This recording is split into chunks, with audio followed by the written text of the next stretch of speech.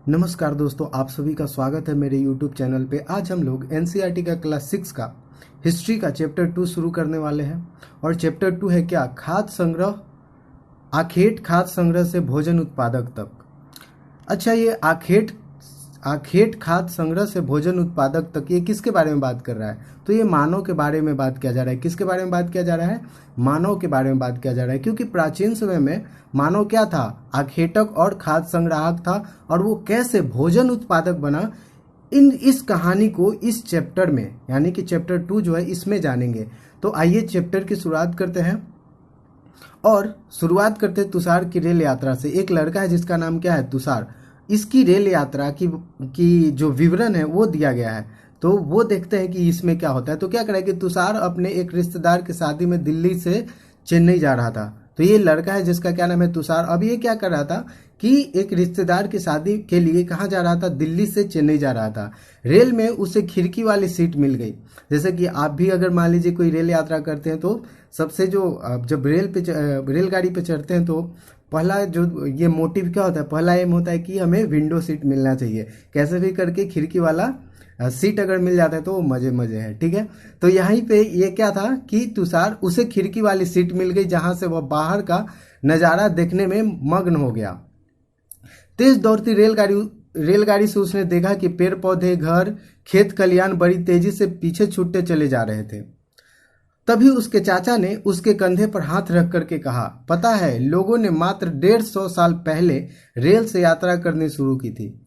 उसके चाचा उसके पास गए और बोले कि देखो, जिस रेलगाड़ी से हम लोग क्या कर रहे हैं, यात्रा कर रहे हैं, वो रेलगाड़ी लगभग 150 साल पहले से चलना शुरू हुआ है। और क्या करें कि बस तो इसके पीछे बस जो गाड़ी है, क्या करें कि बस तो इसके कुछ दशक बाद आई। तुषार सोचने लगा कि जब लोगों के पास आने जाने के लिए तेज रफ्तार वाली सवारियां नहीं थी तो क्या वे यात्रा नहीं करते थे? क्या वे अपनी सारी जिंदगी एक ही जगह पर बिता दिया करते थे? नहीं, ऐसी बात नहीं है। तो क्या करें यहाँ पे कि तुषार ये सोचने लगा कि क्या मान लीजिए 150 साल पहले रेलगाड़ी आई और उसके कुछ दशक बाद बस आया, तो क्या इससे पहले 150 साल पहले जब रेलगाड़ियां नहीं थी, बस नहीं थे, तो क्या सभी लोग एक ही जगह अपना पूरा जीवन बिता देते थे? लेकिन ये बात सच्चाई नहीं है। एक ही जगह नहीं, लोग एक जगह से दूसरे जगह प्राचीन समय में भी जाते थे। और देखेंगे कि वो लोग एक जगह से दूसरी जगह क्यों जाते थे, वो कौन सा कारण था जिसके कारण लोग एक जगह से दूसरे जगह जाते थे। बढ़ते हैं आगे। तो क्या करा है कि आरंभिक मानव, यानी कि आदि मानव के बारे में बात हो रहा है, यानी कि बहुत पहले जो प्राचीन समय में मानव थे उनके बारे में बात हो रहा है। तो क्या करा है कि आरंभिक मानव आखिर वे इधर उधर क्यों घूमते थे? क्योंकि वो भी इधर उधर घूमते थे तो वो क्यों घूमते थे उसके बारे में जानते हैं। तो क्या करा है कि हम उन लोगों के बारे में जानते हैं जो इस उपमहाद्वीप में 20 लाख साल पहले रहा करते थे। आज हम उन्हें आखेटक खाद्य संग्राहक के नाम से जानते हैं। और पिछले चैप्टर में ही बता दिए हैं कि उपमहाद्वीप का मतलब क्या होता है। ये जो वर्ड है उपमहाद्वीप, अगर आपको उपमहाद्वीप के बारे में नहीं पता है तो आप पिछला वीडियो चैप्टर 1 का देख सकते हैं। ठीक है, तो क्या करें यहाँ पे कि अब क्या करें कि ये जो पहले वाले मानव थे उनको क्या कहा जाता था? आखेटक खाद्य संग्राहक के नाम से जानते हैं। भोजन का इंतजाम करने की विधि के आधार पर उन्हें इस नाम से पुकारा जाता है। अब उन्हें आखेटक और खाद्य संग्राहक क्यों कहते हैं? क्योंकि वो भोजन इकट्ठा करते थे और जानवरों का शिकार करते थे भोजन के लिए। इसलिए जब जानवरों का शिकार करते थे तो उनको आखेटक कहते हैं। और भोजन को जंगलों से जाकर के फल फूल, जल मूल, कंद मूल जो है इकट्ठा करके लाते थे, इसलिए उनको खाद्य संग्राहक कहते हैं। यानी कि इनका नाम आखेटक और खाद्य संग्राहक क्यों पड़ा? क्योंकि वो भोजन की इकट्ठा करने की विधि के कारण इनको आखेटक और खाद्य संग्राहक कहा गया। ठीक है, अब क्या करा है कि आमतौर पर खाने के लिए वे जंगली जानवरों का शिकार करते थे, मछलियों और चिड़िया पकड़ते थे, फल मूल, दाने, पौधे, पत्तियां, अंडे इकट्ठा किया करते थे और उसी को वो खाते थे। ठीक है, आखेटक खाद्य संग्राहक समुदाय के लोग एक जगह से दूसरी जगह पर घूमते रहते थे। ऐसा करने के कई कारण थे। जो आखेटक और खाद्य संग्राहक लोग थे वो एक जगह से दूसरे जगह घूमते रहते थे, तो उनके घूमने के बहुत सारे कारण थे। पहला कारण क्या था? पहला कारण यह कि अगर वे एक ही जगह ज्यों का त्यों बने रहते तो आसपास के फलों, पौधों और जानवरों को खाकर समाप्त कर देते थे। यानी कि मान लीजिए एक जगह इकट्ठा हुए, एक ही जगह रहे, तो तो खाना खाने के लिए आसपास के जंगलों पे ही डिपेंडेंट होंगे, और जंगलों में क्या होता है, जानवर होंगे, फल फूल होगा। तो मान लीजिए बहुत दिनों के लिए एक ही जगह इकट्ठा रहेंगे, तो वहाँ का सारा चीज जितना भी फल फूल है, कंदमूल सब खत्म हो जाएगा। जानवर जो आसपास के होंगे उनको भी मार करके खा जाएंगे। तो वो तो सारा जो उनका भोजन का जो जिसके भोजन के ऊपर जिस चीज पे वो आश्रित होती थी वो सब तो खत्म हो जाता था। इसलिए एक जब भोजन खत्म हो जाए तो एक जगह से क्या कर जाते थे, मूव कर जाते थे, दूसरे जगह बढ़ जाते थे। ठीक है। अब इसलिए और भोजन की तलाश में उन्हें दूसरी जगहों पर जाना पड़ता था। दूसरा कारण यह है कि जानवर अपने शिकार के लिए या फिर हिरन और मवेशी अपना चारा ढूंढने के लिए एक जगह से दूसरी जगह जाया करते थे। जब ये जानवरों का शिकार करते थे तो वो भी जानवर किसी का शिकार करता था या फिर अपने चारे के लिए एक जगह से दूसरी जगह जाता था। तो उन जानवरों को शिकार करने के लिए भी इनको उनके पीछे पीछे जाना पड़ता था।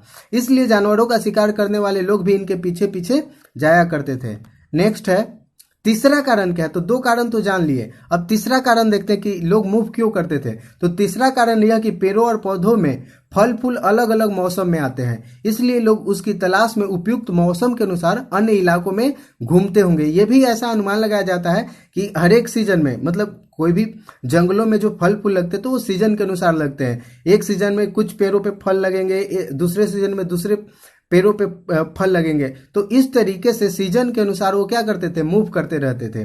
और चौथा कारण यह है कि पानी के बिना किसी भी प्राणी या फिर पेड़ पौधे जीवित रहना संभव नहीं होता है, और पानी झीलों, झरनों तथा नदियों में ही मिलता है। तो कोई भी जीव है, जैसे पेड़ पौधे हो गए, जानवर हो गए, आदमी हो गया, तो सभी को क्या चाहिए, पानी चाहिए। और पानी मिलता कहाँ पे है, तो पानी झीलों, झरनों तथा नदियों में ही मिलता है। यद्यपि कई नदियां और झीलों का पानी कभी नहीं सूखता, और कुछ झीलों और नदियों में पानी बारिश के बाद ही मिलता है। तो कुछ नदियां ऐसी होती है जिनमें पानी कभी नहीं सूखता है, और कुछ कुछ झील और नदियां ऐसी होती है जब बारिश होता है तभी उनमें पानी मिलता है। इसलिए ऐसी झीलों और नदियों के किनारे बसे लोगों को सूखे मौसम में पानी की तलाश में भी इधर उधर जाना पड़ता होगा। इस कारण वो एक जगह से दूसरे जगह मूव करते होंगे। तो ये चार कारण अनुमान लगाया गया हिस्टोरियंस के द्वारा कि ये चार कारण थे जिनके कारण जो आदि मानव थे वो एक जगह से क्या करते थे, दूसरे जगह मूव करते थे। ठीक है। अब आगे बढ़ते हैं कि आरंभिक मानव के बारे में जानकारियां कैसे मिलती हैं। अगर हम आरंभिक मानव के बारे में ये सारी चीजें कि वो लोग क्या करते थे, क्या खाते थे, कहाँ रहते थे, इन सब चीजों के बारे में हमें जानकारियां कहाँ से मिलती है, तो वो नेक्स्ट सेक्शन में देखते हैं आगे। तो यहाँ पे बात आती है कि आरंभिक मानव के बारे में जानकारियां कैसे मिलती है। तो क्या करें यहाँ पे कि पुरातत्वविदों को कुछ ऐसी वस्तुएं मिली हैं जिनका निर्माण और उपयोग आखेटक खाद्य संग्राहक किया करते थे। यानी कि जब पुरातत्वविद ने खुदाई करना शुरू किया तो उनको बहुत सी ऐसी चीजें मिली जिसका उपयोग आखेटक और खाद्य संग्राहक जो लोग थे वो किया करते थे। यह संभव है कि ऐसे लोगों ने अपने काम के लिए पत्थरों, लकड़ियों और हड्डियों के औजार बनाए हों। इनमें से पत्थरों के औजार आज भी बचे हैं। यानी कि मान लीजिए हड्डी और लकड़ी का तो अगर औजार बनाते तो हड्डी तो वैसे भी बहुत दिनों तक चलेगा, लेकिन मान लीजिए बहुत बहुत दिन तो हड्डी तो खत्म हो गया, लेकिन जो पत्थर के औजार उन्होंने बनाए वो औजार आज भी क्या है, मौजूद है, आज भी मिले हैं। जो पुरातत्वविद है, जो आर्कियोलॉजिस्ट है, जब उन्होंने खुदाई की तो बहुत से ऐसे पत्थरों के औजार उनको मिले हैं। इनमें से कुछ औजारों का उपयोग फल फूल काटने, हड्डियों और मांस काटने तथा पैरों की छाल और जानवरों की खाल उतारने के लिए किया जाता था। ठीक है। कुछ के साथ हड्डियां और लकड़ियां के मुट्ठे लगाकर भाले और बाण जैसे हथियार बनाए जाते थे। कुछ औजारों से लकड़ियों का क्या कह रहा है यहाँ पे कि कुछ औजारों से लकड़ियां काटी जाती थी। लकड़ियों का उपयोग ईंधन के साथ साथ झोपड़ियां और औजार बनाने के लिए भी किया जाता था। तो मूलतः अगर देखें तो उन लोगों का जो औजार था वो किस काम आता था, तो उनका औजार जो था वो क्या था, फल फूल काटने, हड्डियां और मांस काटने तथा पैरों की छाल, जानवरों की खाल उतारने के लिए, तथा कुछ जो औजार उनमें मिले हैं उनमें से लकड़ियों को काटने के लिए। और लकड़ियां क्यों काटे थे, तो ईंधन के लिए, यानी कि खाना बनाने के लिए, जलाने के लिए, और साथ ही साथ झोपड़ियां और औजार बनाने के लिए भी वो लोग क्या करते थे, लकड़ियों को काटते थे। ठीक है। अब आगे देखते हैं कि लकड़ियों का उपयोग के लिए भी किया जाता था। और यहाँ पे आप देख सकते हैं कि ये है औजार, जो आदि मानव थे उनका औजार क्या है यहाँ पे, कि ये आप देख सकते हैं उनका औजार है, ये यहाँ से मांस या फिर चमड़े को छीलने के लिए, और ये फल फूल या फिर गड्ढा खोदने के लिए खोदने वाला ये औजार है उन लोगों का। अब है नेक्स्ट सेक्शन, क्या है, रहने की जगह निर्धारित करना। वो लोग रहते कहाँ थे? तो क्या करा है कि मानचित्र 2 को देखो, लाल त्रिकोण वाले स्थान वे पूरा स्थल है जहां पर आखेटक खाद्य संग्राहकों के होने के प्रमाण मिले हैं। यानी कि नेक्स्ट आपको क्या है, एक मैप दिखाएंगे, उसमें लाल त्रिकोण वाला जो एरिया होगा वहां पे वो वैसे पूरा स्थल है जहां पे आखेटक खाद्य संग्राहकों के होने के प्रमाण मिले हैं। इनके अलावा भी और कई स्थानों पर आखेटक खाद्य संग्राहक रहते थे। मानचित्र में सिर्फ कुछ गिने चुने स्थान ही चिन्हित किए गए हैं। कई पूरा स्थल नदियों और झीलों के किनारे पाए गए हैं। ठीक है, तो अब देख लेते हैं मानचित्र में कि वो लाल त्रिकोण वाला स्थान कहाँ पे है जहां पे ये आदि मानव पाए जाते थे, खाद्य संग्राहक। और तो ये आप देख सकते हैं, ये है मैप, और यहाँ पे ये जो लाल त्रिकोण देख रही है भीमबेटका, और ये क्या है, हुस्गी कुरनूल की गुफाएं। ये कुछ ऐसे प्लेस है जहां पे आदि मानव यानी कि जो क्या बोलते हैं उसको, खाद्य संग्राहक, आखेटक और खाद्य संग्राहक यहाँ पे मिलते थे। इनके कुछ प्रमाण मिले हैं जहां पे ये आखेटक और खाद्य संग्राहक रहा करते थे। तो वो कौन सा जगह है? तो भीमबेटका, हुस्गी और कुरनूल की गुफाएं। तो ये तीनों जो जगह है वो आपको याद रखना है। और भीमबेटका है कहाँ पे? तो ये नर्मदा नदी के किनारे वाले एरिया में है भीमबेटका की गुफा। ठीक है, तो हम लोग पिछले चैप्टर में पढ़े थे कि जो कई लाख वर्ष पूर्व के जो लोग थे वो कहाँ से रहना शुरू किए थे? तो नर्मदा नदी के किनारे उनका ये रहने का प्रमाण मिला है। ठीक है, अब देखते हैं, अब बात करते हैं कि वो लोग, उन लोगों को औजार बनाने के लिए किस चीज की आवश्यकता होती थी? पत्थरों की आवश्यकता होती थी। क्योंकि पत्थर के उपकरण बहुत महत्वपूर्ण थे, इसलिए लोग ऐसी जगह ढूंढते थे जहां पे अच्छे पत्थर मिल सके। यानी कि वैसे जगह को ढूंढते थे जहां से अच्छी क्वालिटी के पत्थर मिले, जिससे अच्छी क्वालिटी के वो क्या बना सके, औजार बना सके। अब यहाँ पे बात आती है कि भीमबेटका आधुनिक मध्य प्रदेश, इस पूरा स्थल पर गुफाएं एवं कंदराएं मिली है। गुफा क्या होता है? यानी कि पहाड़ों के अंदर का जो एरिया होता है, यानी कि एक वैसा खाली जगह, पहाड़ों के अंदर वैसा खाली जगह जहां पे रहा जा सके, तो उस जगह को क्या बोलते हैं? गुफा बोलते हैं। और क्या करा है कि लोग इन गुफाओं में इसलिए रहते थे क्योंकि यहाँ उन्हें बारिश, धूप और हवाओं से राहत मिलती थी। ये गुफाएं नर्मदा नदी घाटी के पास है। ठीक है, अब बात करते, अब यहाँ पे एक क्वेश्चन है कि क्या तुम बता सकते हो कि रहने के लिए लोगों ने यह जगह क्यों चुनी होगी? तो क्यों चुनी होगी? क्योंकि यहाँ पे ये नर्मदा नदी के किनारे है, तो उन लोगों को आसानी से पानी मिल जाता था, और यहीं पे वो क्या है, जानवरों का शिकार कर सकते थे और अच्छे से अपना जीवन यापन कर सकते थे। इसलिए वो लोग नर्मदा नदी घाटी के एरिया को चुने। ज्यादातर वो लोग नदी के किनारे रहा करते थे, नदी के किनारे वाले घाटी पे रहा करते थे। क्यों? क्योंकि वहां पे उनको आसानी से पानी उपलब्ध हो जाता था। अब यहाँ पे बात हो रही एक शैल चित्रकला की। शैल चित्रकला का मतलब क्या होता है? शैल मतलब क्या होता है? पत्थर। शैल मतलब क्या होता है? पत्थर। और इस पत्थरों के ऊपर जो चित्रकला की जाती है उसको क्या बोलते हैं? शैल चित्रकला बोलते हैं। तो क्या करा है कि इनमें शैल चित्रकला, इनसे हमें क्या पता चलता है? शैल चित्रों को जब हम देखते हैं तो इनसे क्या पता चलता है? तो क्या करा है कि एक शैल चित्र है, इस चित्र के बारे में बताओ। तो क्या करा है कि जिन गुफाओं में लोग रहते थे उनमें से कुछ की दीवारों पर चित्र मिले हैं। इनमें से कुछ सुंदर सा उदाहरण मध्य प्रदेश और दक्षिणी उत्तर प्रदेश की गुफाओं से मिले चित्र हैं। इनमें जंगली जानवरों का बड़ी कुशलता से सजीव चित्रण किया गया है। तो ये शैल चित्र है। ठीक, एक आगे देखते हैं। अब बात करते हैं पुरा स्थल के बारे में। पुरा स्थल किसे कहते हैं? तो क्या करा है कि पुरा स्थल उस स्थान को कहते हैं जहां पे पुरा स्थल उस स्थान को कहते हैं जहां औजार, बर्तन और इमारतें जैसे बहुत से वस्तुओं के अवशेष मिलते हैं। यानी कि वैसा स्थल जहां से बहुत सारे क्या मिले हैं? औजार मिले हैं, बर्तन और इमारतों जैसी वस्तुओं के अवशेष मिलते हैं। ऐसी वस्तुओं का निर्माण लोगों ने अपने काम के लिए किया था और बाद में वे उन्हें वहीं छोड़कर चले गए। ये जमीन के ऊपर, अंदर, कभी कभी समुद्र और नदी के तल में भी पाए जाते हैं। इन पुरा स्थलों के क्या करें यहाँ पे कि इन पुरा स्थलों के बारे में आपको अगले अध्याय में बताया जाएगा। तो ये जितने भी पुरा स्थल है इनके बारे में अगले नेक्स्ट चैप्टर में हम लोग और डिटेल से जानेंगे। ठीक है, अब देखना है क्या? आग की खोज। अब क्या देखना है? आग की खोज। आग की खोज कैसे हुई थी? तो क्या करें यहाँ पे कि मानचित्र 2 में कुरनूल गुफा ढूंढो। अभी हमने मानचित्र में क्या देखा था? कुरनूल गुफा को देखा था, जो कि आंध्र प्रदेश और तेलंगाना के आसपास है। तो क्या करा है कि यहाँ राख के अवशेष मिले हैं, यानी कि जो कुरनूल गुफा है वहां पे क्या मिला है, राख के अवशेष मिले हैं। देख लेते हैं कुरनूल गुफा है कहाँ पे, तो यहाँ पे आपको मिल जाएगा क्या, कुरनूल की गुफा। देखिए ये वाला जगह है, तो यहाँ पे क्या मिला है, राख के अवशेष मिले हैं। क्या मिले हैं, राख के अवशेष मिले हैं। और क्या करें यहाँ पे कि इसका मतलब क्या है कि आरंभिक लोग आग जलाना सीख गए थे। अब जब राख का अवशेष मिला है तो हम क्या अनुमान लगा सकते हैं कि वो लोग जो थे कुरनूल गुफा में रहने वाले जो लोग थे वो क्या जान गए थे, क्या सीख गए थे, आग जलाना सीख गए थे। आग का इस्तेमाल कई कार्यों के लिए किया गया होगा, जैसे कि प्रकाश के लिए, मांस भूनने के लिए और खतरनाक जानवरों को दूर भगाने के लिए वो लोग आग का यूज किया करते थे। आग का उपयोग किस चीज के लिए करते थे, तो प्रकाश के लिए करते होंगे, मांस भूनने के लिए, मतलब पहले तो कच्चे, जब आग का आविष्कार नहीं हुआ था, जब आग की खोज नहीं हुई थी, तब जब वो लोग आग जलाना नहीं सीखे थे तब वो क्या करते थे, कच्चा मांस खाते थे। लेकिन जब वो लोग आग जलाना सीख गए तो उन्होंने क्या करना शुरू कर दिया, मांस को पका करके खाने लगे।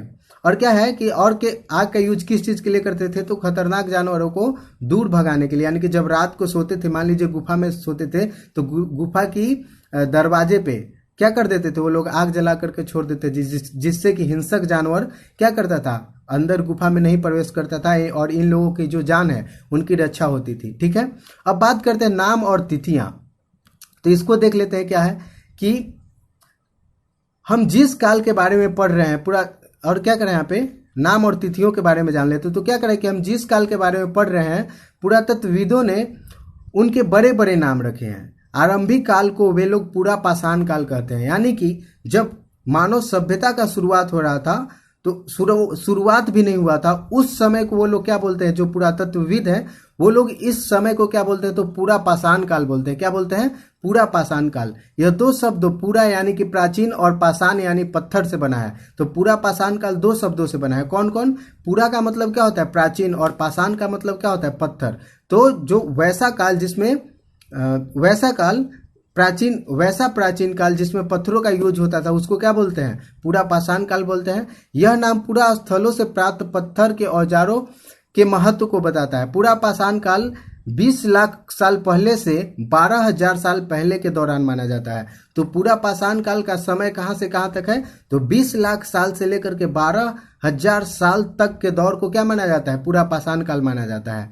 इस काल को भी 3 भागों में विभाजित किया जाता है, यानी कि 20 लाख साल से लेकर के 12,000 साल के बीच के समय को भी 3 भागों में डिवाइड किया गया है। पहला आरंभिक, दूसरा मध्य और तीसरा उत्तर पाषाण युग बोलते हैं। क्या बोलते हैं, पहला आरंभिक पाषाण युग, दूसरा मध्य पाषाण युग और तीसरा क्या बोलते हैं, उत्तर पाषाण युग। मानव इतिहास की लगभग 99% कहानी इसी काल के दौरान घटित हुई। जिस काल में हमें पर्यावरणीय बदलाव मिलते हैं उसे मेसोलिथ यानी कि मध्य पाषाण युग कहते हैं। यानी कि जब इन्वायरमेंट में क्या है, पर्यावरण में चेंजेज आने शुरू हुए, तो वो कौन से युग में शुरू हुए थे, तो मेसोलिथ, इंग्लिश में उसको क्या बोलते हैं, मेसोलिथ बोलते हैं, और हिंदी में उसको क्या बोलते हैं, तो मध्य पाषाण युग। यानी कि मध्य पाषाण युग आते आते हमारे वातावरण में क्या होना शुरू हो गया था, बदलाव होना शुरू हो गया था। इसका समय लगभग 12,000 साल पहले से लेकर के 10,000 साल पहले तक माना गया है। इस काल के पाषाण औजार आमतौर पर बहुत छोटे होते थे, यानी कि मध्य पाषाण युग के जो औजार होते थे वो क्या होते थे, बहुत छोटे छोटे होते थे। इन्हें माइक्रोलिथ यानी कि लघु पाषाण कहा जाता था। तो माइक्रोलिथ या फिर लघु पाषाण किसको बोलते हैं, उन छोटे छोटे औजारों को बोलते हैं जो आदि मानव यूज किया करते थे। तो आदि मानव द्वारा यूज किए गए छोटे छोटे पत्थरों के औजारों को क्या बोलते हैं, तो माइक्रोलिथ या फिर लघु पाषाण कहा जाता है। प्रायः इन औजारों में हड्डियों या लकड़ियों के मुट्ठे लगे हंसिया और आरी जैसे औजार मिलते थे। साथ साथ पूरा पाषाण युग वाले औजार भी इस दौरान बनाए जाते थे। अब बात करते हैं कि अगले युग की शुरुआत लगभग 10,000 साल पहले देखते हैं। बदलती जलवायु, तो अभी हमने पढ़ा था कि लगभग 12,000 साल पहले दुनिया की जलवायु में बड़े बदलाव आए और गर्मी बढ़ने लगी। पहले क्या था, आइस कैप था, और धीरे धीरे जब इन्वायरमेंट में चेंजेज आने लगे, जलवायु में परिवर्तन आने लगा, तो जलवायु में परिवर्तन कैसे आया, धीरे धीरे गर्मी बढ़ने लगी। इसके परिणाम स्वरूप क्या हुआ कि कई क्षेत्रों में घास वाले मैदान बनने लगे और जो बर्फ है वो पिघलने लगा और पिघल करके पानी बनने लगा, और वो जो खाली जगह बचा वहां पे क्या उगने लगा, घास उगने लगा। इससे हिरन, बारहसिंगा, भेड़, बकरी और गाय जैसे उन जानवरों की संख्या बढ़ी जो घास खाकर जिंदा रह सकते थे। जो लोग इन जानवरों का शिकार करते थे वे भी इनके पीछे आए और इनके खाने पीने की आदतों और प्रजनन के समय की जानकारी हासिल करने लगे। हो सकती है कि तब तक लोग क्या है, इन जानवरों को पकड़कर अपनी जरूरत के अनुसार पालने की बात सोचने लगे हों। साथ ही इस काल में मछली भी भोजन का महत्वपूर्ण सोर्स बन गया था। तो किस समय की बात कर रही है, तो लगभग 12,000 साल पहले की बात हो रहा है। सोच के देखिए, 12,000 साल पहले की अभी बात हो रही है। अब बात करते कि खेती और पशुपालन की शुरुआत। तो हमने जाना कि पहले तो लोग आखेटक और खाद्य संग्राहक के रूप में अपना जीवन यापन करते थे, लेकिन वो लोग कैसे खेती करना शुरू किए और कैसे पशुओं का पालन करना शुरू किए, इसके बारे में देखते हैं। तो क्या करा कि खेती और पशुपालन की शुरुआत, तो क्या करा कि इसी दौरान उप महाद्वीप के भिन्न भिन्न इलाकों में गेहूं, जौ और धान जैसे अनाज प्राकृतिक रूप से उगने लगे थे। तो गेहूं, धान और जौ जो है वो कोई उपजाने नहीं गया था, वो प्राकृतिक रूप से क्या हो गया था, अपने आप उगने लगा था। शायद महिलाओं, पुरुषों और बच्चों ने इन अनाजों को भोजन के लिए बटोरना शुरू कर दिया होगा। साथ ही वे यह भी सीखने लगे होंगे कि अनाज कहाँ उगते थे और कब पककर तैयार होते थे। आसपास जब ये धान, गेहूं और जौ को उगते हुए देखा तो उन्होंने शायद इनके दानों को बटोरना शुरू कर दिया होगा और उन लोगों ने यह भी सीखा होगा कि ये कब पक करके तैयार होता है। ऐसा करते करते लोगों ने इन अनाजों को खुद पैदा करना सीख लिया होगा और इस प्रकार धीरे धीरे वो क्या बन गए होंगे, कृषक बन गए होंगे। और ये होंगे क्यों लग रहा है, क्योंकि हमें एग्जैक्ट मालूम नहीं है। हम लोग क्या कर सकते हैं, अनुमान लगा सकते हैं। इसलिए जब हम अनुमान लगाते हैं तो उसमें क्या करते हैं, ये हुआ होगा, ऐसा हुआ होगा, ये होता होगा, तो ये अनुमान लगाते हैं। इसलिए यहाँ पे आप सेंटेंस में भी देखे होंगे क्या कि इस प्रकार धीरे धीरे वो क्या बन गए होंगे, कृषक बन गए होंगे। तो ये एक अनुमान है हिस्टोरियंस के द्वारा। अब क्या करा कि इस तरह लोगों ने अपने घरों के आसपास चारा रख कर जानवरों को आकर्षित कर उन्हें पालतू बनाया होगा। इससे सबसे पहले जिस जंगली जानवर को पालतू बनाया गया वह कुत्ते का जंगली पूर्वज था। धीरे धीरे लोग भेड़, बकरी और गाय, सुअर जैसे जानवरों को भी अपने घर के नजदीक आने को उत्साहित करने लगे। ऐसे जानवर झुंड में रहते थे और ज्यादातर घास खाते थे। अक्सर लोग अन्य जंगली जानवरों के आक्रमण से क्या है कि, तो क्या करें यहाँ पे कि अक्सर लोग अन्य जंगली जानवरों के आक्रमण से इन पशुओं की क्या करते थे, रक्षा करते थे। और इस तरह धीरे धीरे वो क्या बन गए होंगे, पशुपालक बन गए होंगे। फ्रेंड्स, अब देखते हैं बसने की प्रक्रिया। लोगों ने बसना कब शुरू किया था, एक जगह पे रहना कैसे शुरू किया था, इसके बारे में देखते हैं। तो क्या करा कि लोगों द्वारा पौधे उगाने और जानवरों की देखभाल करने को बसने की प्रक्रिया नाम दिया गया है। यानी कि लोगों द्वारा पौधे उगाने और जानवरों की देखभाल करने को बसने की प्रक्रिया नाम दिया गया है। अपनाए गए ये पौधे तथा जानवर अक्सर जंगली पौधों तथा जानवरों से भिन्न होते थे। इसकी वजह यह है कि यह बसने की प्रक्रिया की दिशा में अपनाए गए पौधों या जानवरों का लोग चयन करते हैं। उदाहरण के लिए अगर हम देखें तो क्या है कि उदाहरण के तौर पर लोग उन्हीं पौधों तथा जानवरों का चयन करते हैं जिनके बीमार होने की संभावना क्या हो, कम हो। यही नहीं, लोग उन्हीं पौधों को चुनते हैं जिनसे बड़े दाने वाले अनाज पैदा होते हैं, साथ ही जिनकी मजबूत डंठलें अनाज के पके दानों के भार को संभाल सके। ऐसे पौधों के बीजों को संभाल कर रखा जाता है ताकि फिर से उगने के लिए उनके गुण क्या हो, सुरक्षित रह सके। उन्हीं जानवरों को आगे प्रजनन के लिए चुना जाता है जो आमतौर पर अहिंसक होते हैं। इसलिए हम देखते हैं कि पाले गए जानवर तथा कृषि के लिए अपनाए गए पौधे जंगली जानवरों तथा जंगली पौधों से धीरे धीरे भिन्न होते चले गए।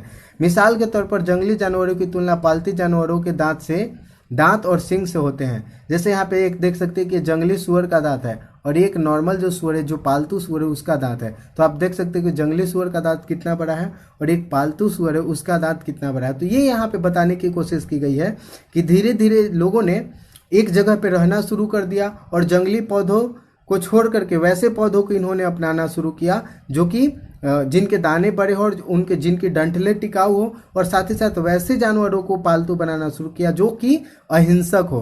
अहिंसक करने का मतलब क्या है, जो हिंसा न कर सके, मतलब जो मार न दे। ऐसा ना हो कि कुछ जानवर ऐसे होते जो मानव को भी क्या कर देते हैं, मार देते हैं। तो वैसे जानवर मार करके खा जाते हैं, जैसे कि शेर। तो शेर को कोई पालता है, नहीं पालता है। तो इसलिए इन लोगों ने अहिंसक जानवरों को पालतू बनाना शुरू किया। अब बात करते हैं एक नवीन जीवन शैली, यानी कि वो तो उनकी पुरानी जीवन शैली थी जिसमें जानवरों का वो क्या करते थे, शिकार करते थे, भोजन को जंगलों से जाकर के इकट्ठा करके लाते थे। तो वो उनकी जो जीवन जीने का तरीका था वो अलग था। अब एक नए तरीके के जीवन जीने की शुरुआत हो रही थी, और वो क्या था, तो क्या करा यहाँ पे कि आप किसी पौधे के बीज को बो करके देखें, आप पाएंगे कि इसे विकसित होने में क्या लगता है, कुछ वक्त लगता है। इसमें कुछ दिन, महीने या फिर एक साल तक लग सकता है। इसलिए जब लोग पौधे उगाने लगे तो उनकी देखभाल के लिए उन्हें एक ही जगह पर लंबे समय तक क्या करना पड़ता था, रुकना पड़ता था। बीज बोने से लेकर के फसलों के पकने तक, पौधों की सिंचाई करने, खरपतवार हटाने, जानवरों और चिड़ियों से उनकी सुरक्षा करने जैसे बहुत से काम शामिल थे। कटाई के बाद अनाज का उपयोग बहुत संभाल करके करना पड़ता था। अनाज को भोजन और बीज दोनों ही रूप में बचा करके रखना आवश्यक था। इसलिए लोगों को इसके भंडारण की भी बात क्या करनी पड़ती थी, सोचनी पड़ती थी कि इसको कैसे भंडार करके रखा जा सके। तो भोजन बोने से लेकर के भोजन को काटने, और साथ ही साथ फसल को बोने से लेकर के फसल को काटने, साथ ही साथ जो फसल कट गया है तो उसको संभाल करके रखने के लिए और आगे बोने के लिए भी बचा करके रखने के लिए उनको क्या करना पड़ता था, किस चीज़ के बारे में सोचना पड़ता था, भंडारण के बारे में। भंडारण का मतलब क्या होता है कि एक जगह अनाज को एकत्रित करके सुरक्षित रखना, वो क्या कहलाता है, भंडारण कहलाता है। तो क्या करें कि बहुत से इलाकों में लोगों ने, अब देखिए जो फसल होता था उसकी भंडारण लोग कैसे करते थे, तो क्या करें कि बहुत से इलाकों में लोगों ने मिट्टी के बड़े बड़े बर्तन बनाए, यानी कि जो अनाज पैदा हुआ उस अनाज को अच्छे तरीके से सुरक्षित रखने के लिए, कीड़े मकोड़े से बचा करके, नमी से बचा करके रखने के लिए लोगों ने क्या किया कि लोगों ने मिट्टी के बड़े बड़े बर्तन बनाए, टोकरियां बुनी या फिर जमीन में गड्ढा खोदा।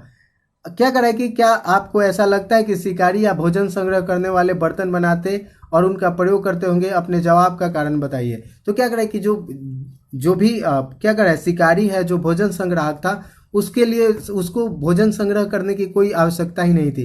क्यों? क्योंकि वो शिकार करके लाता था, खा लेता था, खत्म हो जाता था, फिर जाता था, फिर शिकार करके लाता था और फिर खाता था। जंगलों से जा करके फल फूल तोड़ करके लाता था, खाता था, खत्म हो गया, फिर गया जंगल से। तो उसके लिए भंडारण की कोई आवश्यकता नहीं थी। लेकिन जब लोगों ने खेती करना शुरू किया तो जो फसल एक बार कटा था तो उसको भंडारण करना बहुत जरूरी था, नहीं तो फसल क्या हो जाता, बर्बाद हो जाता। अब क्या करें यहाँ पे कि जानवर चलते फिरते खाद्य भंडार। अब यहाँ पे जानवर चलते फिरते खाद्य भंडार कैसे हो सकते हैं? चलते फिरते का मतलब क्या है कि जब जो जानवर पालते थे उनके लिए एक जगह एकत्रित, एक जगह रुकना जरूरी नहीं था। क्या था कि वो लोग चलते फिरते खाद्य भंडार थे। चलते फिरते खाद्य भंडार का मतलब क्या होता है? खाद्य भंडार का मतलब क्या होता है? मतलब जिसको भंडार मतलब क्या होता है? एक बहुत बड़ा गोदाम जिसमें खाद्य रखा हुआ है, जो खाने वाली चीजें रखी हुई है। तो ये चलता फिरता है। अब मान लीजिए बोरी में 5 बोरी गेहूं रख दिए तो वो तो चलता फिरता नहीं है, वो एक जगह रहेगा। लेकिन जो जानवर है, क्योंकि लोग पहले क्या करते थे, जानवरों को भी मार करके खाते थे, तो जानवर क्या है, एक जगह से दूसरी जगह मान लीजिए कहीं चल दिए तो अपने जानवर को हकाए और ले करके चल दिए और उनको जहां मन किया वहां मारे और खा लिए। तो वो जो जानवर है वो उनके लिए क्या हो गया, चलता फिरता खाद्य भंडार हो गया। तो देखिए यहाँ पे क्या है कि जानवर बच्चे देते हैं और जिससे उनकी संख्या बढ़ती है। अगर जानवरों की देखभाल की जाए तो उनसे उनकी संख्या तो बढ़ती ही है, साथ ही साथ उनसे दूध भी प्राप्त हो सकता है जो भोजन का एक अच्छा स्रोत है। यही नहीं, जानवरों से हमें मांस भी मिलता है, जो दूसरे शब्दों में पशुपालन भोजन के भंडारण का एक तरीका है। अब क्या करें यहाँ पे कि आओ आरंभिक कृषकों के बारे में, अब यहाँ पे क्या है कि आओ आरंभिक कृषकों और पशुपालकों के बारे में पता करें। तो आरंभिक कृषक और पशुपालक कहाँ रहते थे उनके बारे में थोड़ा सा मैप में एक बार जरूर देखेंगे। तो क्या करें यहाँ पे कि मानचित्र 2 में देखो, क्या तुम्हें कई नीले वर्ग दिख रहे हैं? पता है इनमें से प्रत्येक बिंदु उस जगह को दर्शाता है जहां पुरातत्वविदों को शुरुआती कृषकों और पशुपालकों के होने के साक्ष्य मिले हैं। तो आइए चलते हैं और देखते हैं फिर से मैप में, क्योंकि हमने जो लाल त्रिकोण वाला था वो क्या था, आरंभिक यानी कि पूरा पाषाण वाला साइट था, पूरा पाषाण वाला पूरा स्थल थे। और वहां पे लोग क्या करते थे, आखेटक और शिकारी वहां के ज्यादातर लोग होते थे। लेकिन ये जो मैप इसमें देखेंगे उसमें वहां के लोग क्या थे, तो शुरुआती कृषक और पशुपालक थे। तो वो कौन कौन सा साइट है उसको देख लेते हैं। तो इस मैप में आप देख सकते हैं कि जो ब्लू चौकोर वाला जो जगह है वो क्या है, आरंभिक कृषक और पशुपालकों को दर्शाता है। किसको दिखाता है? आरंभिक कृषक और पशुपालकों को। तो वो कौन कौन सा साइट है? तो वो है बुरजोहम, बुरजोहम। और कहाँ पे? मेहरगढ़ है। और कहाँ पे? कोल्डिहवा, महागढ़ा। और कहाँ पे? हल्लूर। और क्या है? हल्लूर है। पय्यमपल्ली है, पय्यमपल्ली है। चिरांद हो गया। और क्या है? दाओजली हेडिंग हो गया। ये कुछ ऐसे साइट है जहाँ पे आरंभिक कृषक और पशुपालकों का साक्ष्य मिला है। अब आगे देखते हैं। तो जब हम लोगों ने उस साइट को देखा तो क्या करा यहाँ पे कि यहाँ के लोगों को शुरुआती कृषकों और पशुपालक होने के साक्ष्य मिले। ये पूरे उपमहाद्वीप में पाए गए हैं।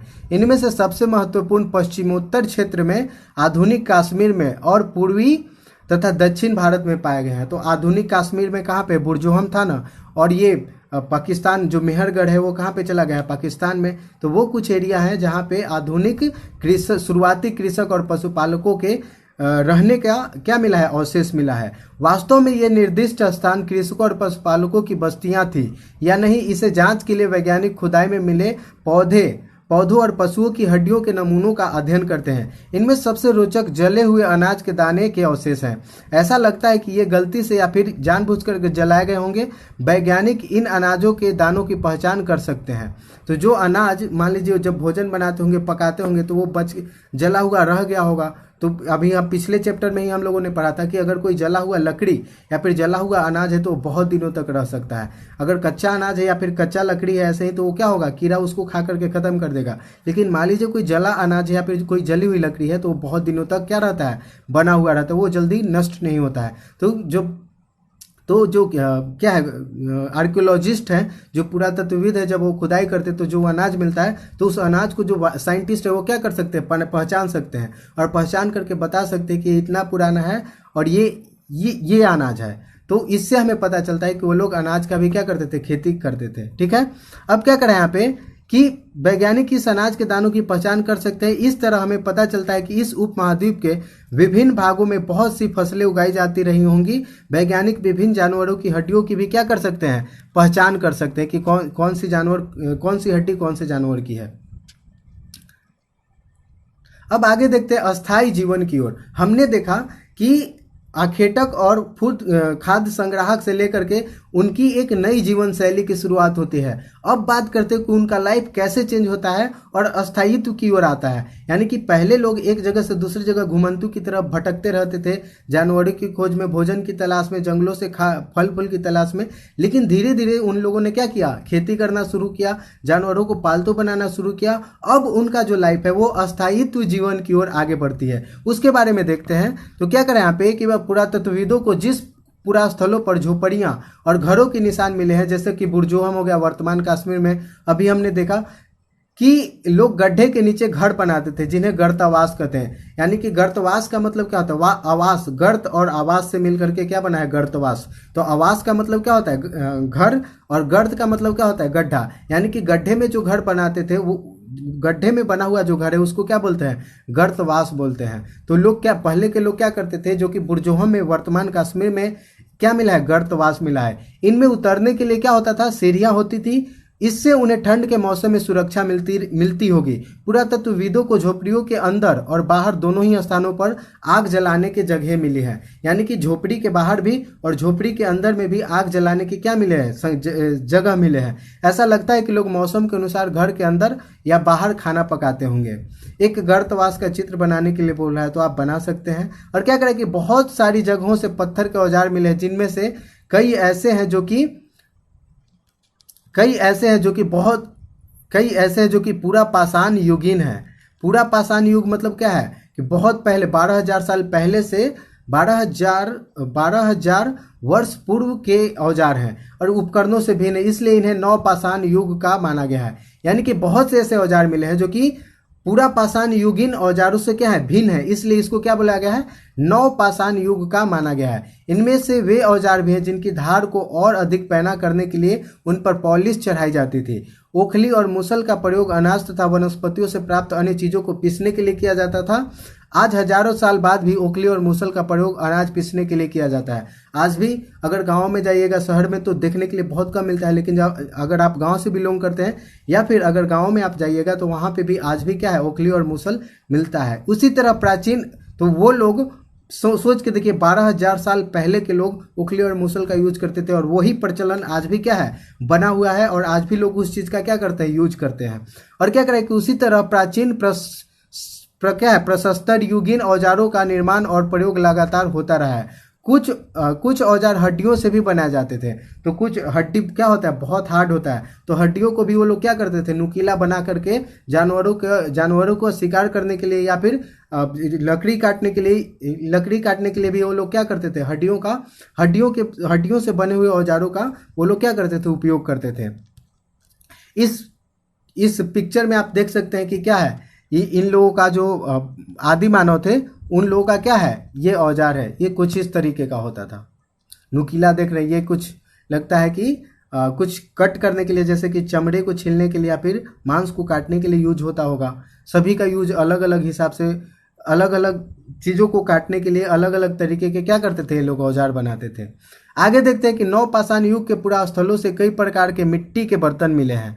अब क्या करें यहाँ पे कि नवपाषाण युग के पुरा स्थलों से कई प्रकार के मिट्टी के बर्तन मिले हैं। कभी कभी इन पर अलंकरण भी किया जाता था। बर्तनों का उपयोग चीजों को रखने के लिए किया जाता था। धीरे धीरे लोग बर्तन का प्रयोग खाना बनाने के लिए भी करने लगे। चावल, गेहूं तथा दलहन जैसे अनाज अब आहार का महत्वपूर्ण हिस्सा बन गए थे। यानी कि लोगों ने खेती करना शुरू कर दिया था, और साथ ही साथ लोगों ने भोजन को, यानी कि जो अनाज था उसको स्टोर करने के लिए बर्तन, मिट्टी के बर्तन बनाने शुरू कर दिए। आग का आविष्कार हो चुका था, और क्या कर अब लोग क्या करने लगे, अब भोजन को, जो अनाज होता था उसको पका करके बर्तनों में, मिट्टी के बर्तनों में पका करके लोगों ने क्या करना शुरू कर दिया, खाना शुरू कर दिया। इसके साथ साथ अब लोग कपड़े भी बुनने लगे थे। इसके लिए कपास जैसे आवश्यक पौधे उगाए जा सकते थे। क्या ये परिवर्तन हर जगह एक ही साथ आ गए? अब बात आती है कि ये जितने भी परिवर्तन हुए, जो आदि मानव थे उनके लाइफ में ये जो परिवर्तन आया, क्या सभी जगह समान रूप से हुआ? क्या सभी जगह पे, विश्व के अलग अलग क्षेत्रों में क्या सभी लोगों ने एक ही साथ सीख लिया कि भोजन का उत्पादन कैसे करना है, खाना कैसे बनाना है, रहना कैसे, कपड़ा बुनना कैसे? क्या सभी लोग सीख गए थे? ऐसी बात नहीं है। एक तरफ जहाँ कई जगहों पर स्त्री पुरुष और शिकार और भोजन करने का काम करते थे, वहीं अन्य लोग ने हजारों सालों के दरमियान धीरे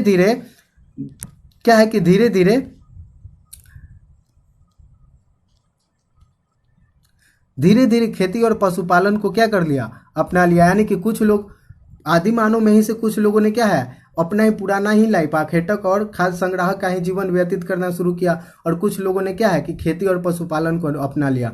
जिनको अच्छा लगा खेती और पशुपालन करना, उन लोगों ने खेती और पशुपालन को अपना लिया, और जिन लोगों को अच्छा नहीं लगा वो लोग आज भी क्या है कि शिकार करना और जंगलों से फल फूल इकट्ठा करके खाने वाला आज भी जिंदगी जी रहे हैं। तो क्या करें कि बहुत लोग मौसम के मुताबिक बदल कर अपनी जीविका चलाया करते थे।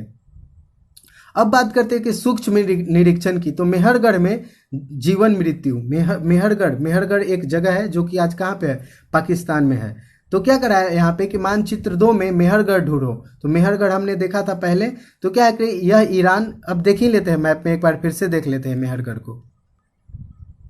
तो ये है मेहरगढ़, यहाँ पे आपको मेहरगढ़ देखने को मिलेगा। तो क्या करें यहाँ पे कि इसी स्थान पे, तो क्या कर रहा है यहाँ पे कि मेहरगढ़ को ढूंढने की बात करें, और क्या करें कि इसी स्थान पे यह ईरान जाने वाले सबसे महत्वपूर्ण रास्ते बोलन दर्रे के पास एक हरा भरा समतल स्थल है। तो मेहरगढ़ क्या है कि ईरान जाने वाला जो रास्ता है, वो जो बोलन दर्रा है, उसी के पास एक हरा भरा समतल स्थल है। मेहरगढ़ संभवतः वह स्थान है जहाँ के स्त्री पुरुषों ने इस इलाके में सबसे पहले जौ, गेहूं उगाना और भेड़ बकरी पालना सीखा था। तो हमने फर्स्ट चैप्टर में देखा था ना कि सुलेमान और किरथर की पहाड़ियों के आसपास के लोगों ने क्या किया था, जौ और गेहूं को सबसे पहले उपजाना शुरू किया था, और साथ ही साथ भेड़ और बकरियों को भी पालना क्या किया था, इन लोगों ने शुरू किया था। यहाँ विभिन्न प्रकार के जानवरों की हड्डियां मिली।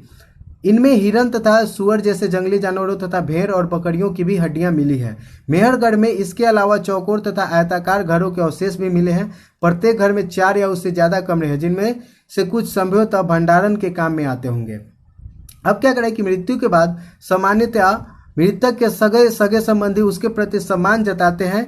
लोगों की आस्था है क्या करा है कि लोगों की आस्था है कि मृत्यु के बाद भी जीवन होता है, इसलिए कब्रों में मृतकों के साथ साथ कुछ सामान भी रखे जाते थे। और मेहरगढ़ में ऐसा इसका प्रमाण मिला है। ऐसी कई कब्रें मिली है,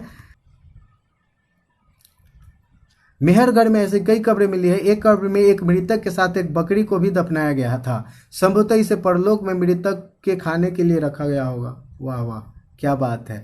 यानी कि उन लोगों को भी पुनर्जन्म में क्या था, विश्वास था। यानी कि जो आदि मानव थे, यानी कि जो जब जब जीवन की क्या है, जब वो उन लोग यानी कि जो आदि मानव थे उन लोगों को भी क्या था कि पुनर्जन्म में विश्वास था। और वो लोग भी मानते होंगे कि जब आदमी की मृत्यु हो गई है तो उनको रास्ते में जब मृत्यु हो जाती है तो जाने के लिए उनको क्या चाहिए, खाने पीने की व्यवस्था चाहिए। तो जब मृत्यु हो जाता था तो जब लोग उनको दफनाते थे तो उनके साथ क्या करते थे, भेड़ और बकरियों को भी साथ में दफना देते थे, क्योंकि अब तो मर गए। अब मान लीजिए यहाँ पे से जाएंगे तो उनको भी खाने की व्यवस्था होनी चाहिए।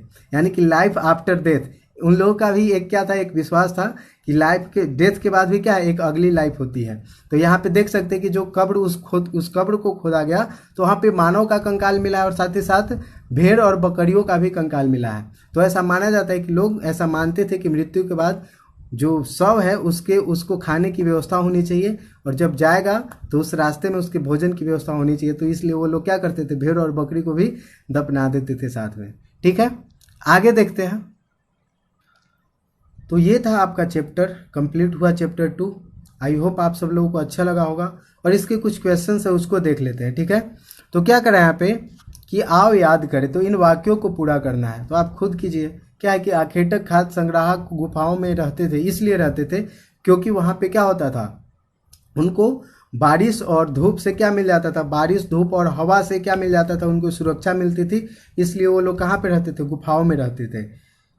अब है घास वाले मैदान का विकास इतना साल पहले हुआ था, तो 12,000 साल पहले हुआ था क्या, घास वाले मैदानों का विकास हुआ था। जब जलवायु में परिवर्तन होने लगा, धीरे धीरे गर्मी बढ़ने लगी, तो जो पत्थर जो क्या बोलते हैं बर्फ थे वो पिघलने लगे, और जब बर्फ पिघला तो उस स्थान पे क्या उगना शुरू हुआ, घास उगना शुरू हुआ, जिससे कि क्या है, भेड़ बकरी हिरन जितने भी गाय हैं उनकी संख्या में क्या होने लगी, बढ़ोतरी होने लगी। नेक्स्ट क्वेश्चन है, खेती करने वाले लोग एक ही स्थान पर लंबे समय तक क्यों रहा करते थे। तो ये क्वेश्चन का आंसर आपको बताना है। जैसा कि मान लीजिए कोई भी फसल जब बोते हैं तो उसको क्या है, पकने में बहुत टाइम लगता है, उसकी देखभाल भी करना होता है, जंगली जानवरों से उसको बचाना होता है, इसलिए उन लोगों को उस जगह पे रुकना क्या हो जाता था, बहुत ज़रूरी होता था। तीसरा क्वेश्चन है कि पुरातत्वविद ऐसा क्यों मानते हैं कि मेहरगढ़ के लोग पहले शिकारी थे और बाद में उनके लिए पशुपालन ज़्यादा महत्वपूर्ण हो गया। तो जैसे देख सकते हैं वहाँ पे कि धीरे धीरे उन लोगों ने खेती करना शुरू किया, और क्या है, बहुत से ऐसे वहाँ पे जानवरों के हड्डियों का अवशेष मिला है, जिससे हिस्टोरियंस ऐसा मानते हैं कि वो लोग क्या थे, पहले शिकारी थे और बाद में उनके लिए पशुपालन ज़्यादा महत्वपूर्ण हो गया। ठीक है, तो ये था वीडियो। कैसा लगा वीडियो जरूर कमेंट सेक्शन में जरूर बताइएगा। तो मिलते हैं नेक्स्ट चैप्टर में, तब तक के लिए धन्यवाद, टेक केयर।